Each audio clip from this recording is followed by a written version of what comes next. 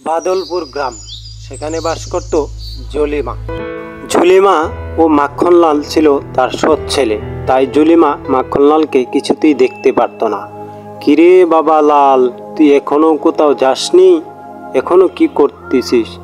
মা, আমি একটু পরেই বেরোচ্ছি, তুমি কোনো চিন্তা করো না। আজকে টাকা আমার কাছে নেই, তাই আমি কোথাও যেতে পারছি না।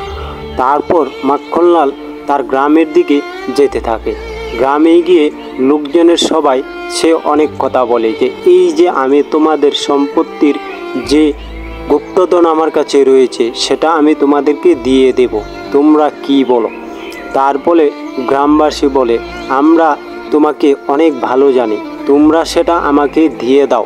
তারপর সেখানে মাখনলাল তাদেরকে দিয়ে দিল এবং ক্ষমা চেয়ে সেখান থেকে চলে গেল মন্দিরে গিয়ে সে তার ভগবানের পুজোয় লেগে যায়।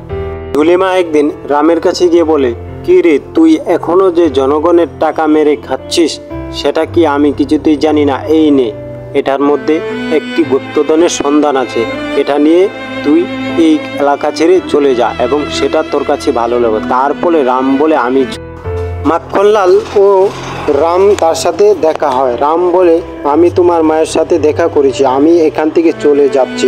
তারপর একদিন বদল তার মাখনলালের সাথে দেখা করতে যায়, বলে যে রাম আমাদের টাকা মেরে খেয়েছে, এবার তুমি কিছু একটা করো। তারপরে তার বাড়িতে গিয়ে মাখনলাল বলে যে তুই যদি একদিনের মধ্যে টাকা না দিস আমি তোকে কালকেই জনগণের সামনে মারধর করব। তারপর ঠিক সেদিনই সে রঘুরামকে ধরে নিয়ে এসে জনগণের সামনে অনেক কথা বলে এবং তাকে লজ্জিত করে এবং সেখানে মাখনলাল তাকে লাঠি পেটা করে জনগণের সামনে এবং জনগণে উৎসাহিত করে, আরও মারো, জোরে মারো। রঘুরাম অনেক চেঁচাতে থাকে, কিন্তু সে একটি চোখের পানিও ফেলল না।